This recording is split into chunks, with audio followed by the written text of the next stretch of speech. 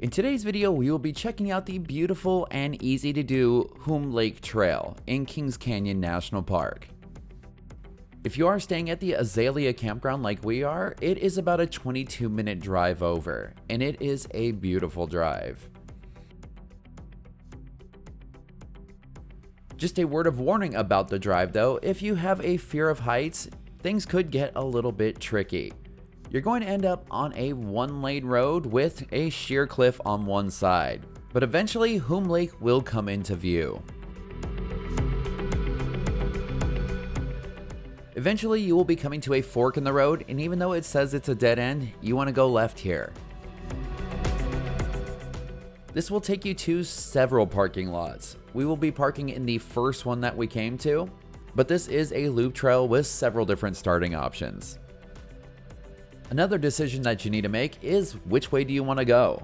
In this video we will be going clockwise, so you will be making a left when you get to the lake. Even if you don't decide to do this hike, this lake is really pretty, so we recommend at least stopping by and hanging out in a camping chair. If you're ambitious, you can also go for a run. The entire loop is only 2.9 miles long with 150 feet of elevation gain. It is rated easy, and it takes most people an average of 59 minutes to complete. But you know that's not our style. We took a ton of pictures and just took our time, and we ended up doing this trail in 2 hours and 11 minutes.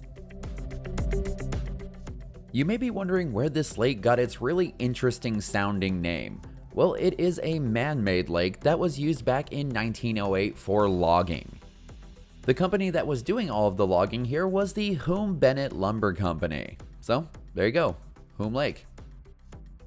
Even though we are doing this hike in the summer, this trail can be enjoyed year-round, and this area is really popular for snowshoeing and cross-country skiing.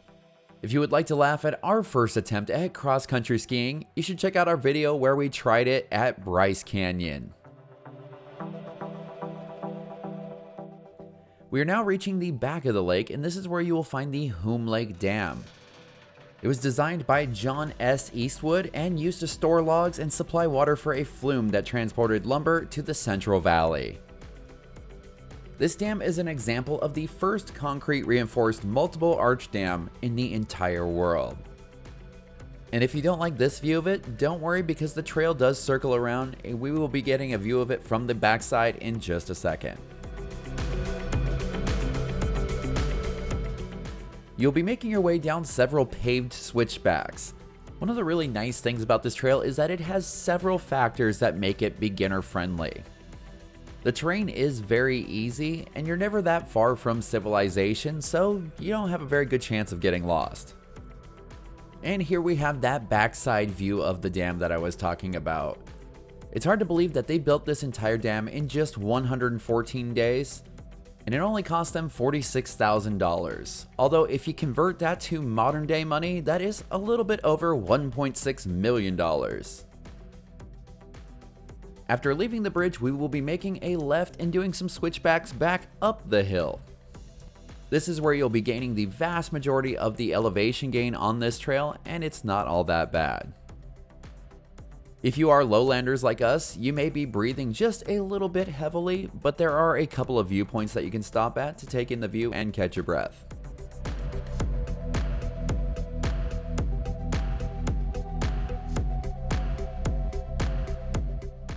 This climb only lasts about 2/10 of a mile, and before you know it, you'll be back at the top again. As tempting as it may be to swim in 10 Mile Creek, which is what the dam releases into, you definitely don't want to, because the dam can release a lot of water very suddenly. If you enjoy history and random facts, you're really going to love all of the signs that circle the lake. They're packed full of pictures and information, and it's really cool to see what life was like here over 100 years ago. This side of the lake also features tons of logs and other spots that are perfect options if you want to stop and enjoy the views or eat lunch. Although gates are usually a sign to keep out, these ones are mainly for vehicle traffic, and you will be going around a couple of them along the way.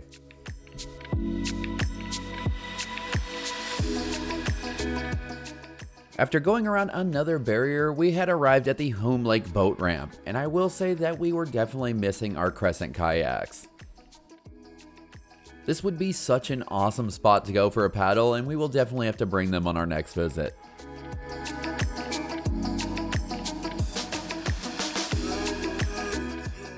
You're going to be hiking directly on Sandy Cove Road for a short distance, and I don't think I have to tell you to watch out for cars, but just note that we didn't see a single one while we were there. Along the way, you'll come to more turnouts that will make landscape photographers very happy. We were doing this trail fairly close to sunset, and even though the bugs were starting to come out, that evening light was beautiful. One thing you need to keep your eyes peeled for is this turnout right here, because the trail does eventually fork off from Sandy Cove Road.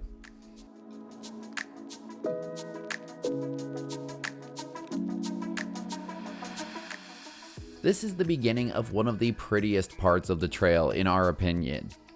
And not only that, but if you want to take a mid-hike dip, this is one of the perfect spots for it. The water here is very calm and there are plenty of big sandy shores for you to get down to it. Unfortunately for us, it was getting a little bit late in the day, otherwise you can bet I would have gone for a swim. We have now officially arrived at Sandy Cove, and when you know it, there is a giant sandy cove here.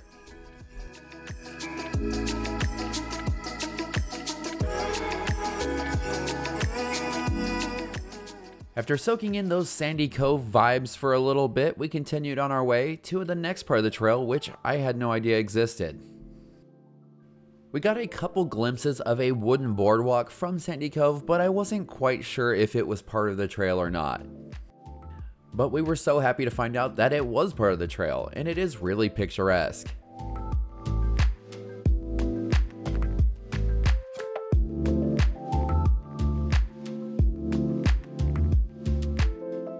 As I mentioned before, timing is really crucial on this trail if you want to have the best experience. Between the beautiful surroundings, the soft sunlight, and the fact that we had this entire trail to ourselves, it made for one of those moments that you just wish you could go back to over and over again. Sadly, our wooden boardwalk had come to an end and put us onto the next section of the trail. If you are easily confused, you might want to download an app like AllTrails because there are a couple of forks here.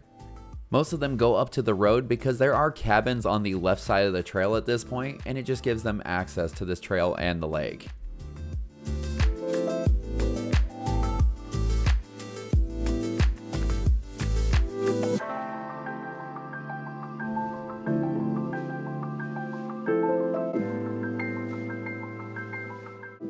Here are the cabins that I was talking about. We are definitely getting closer and closer to civilization. At one point we did end up having to share the trail, but it was just with this duck. Come on, buddy. Wait, gotta go left.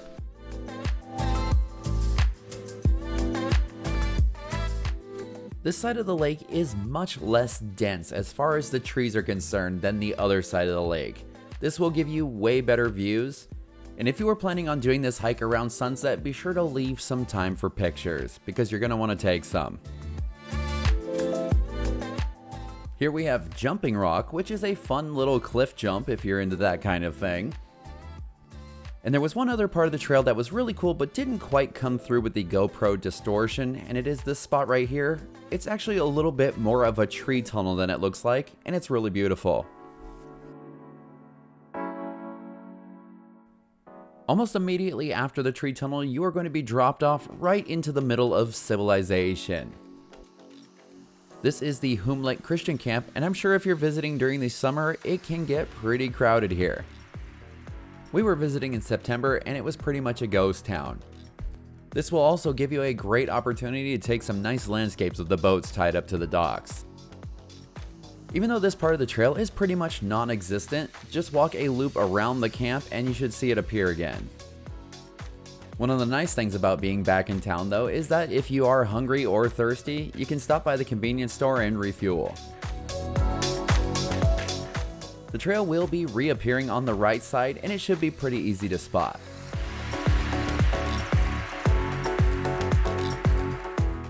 Since we parked in the first lot, we will be passing 1 or 2 other lots along the way back to the car. And it appears that at one time this was a paved trail, but nature is taking it back. Some of the roads can be pretty chewed up, so be sure to watch your step over here. This is probably the most rugged part of the trail.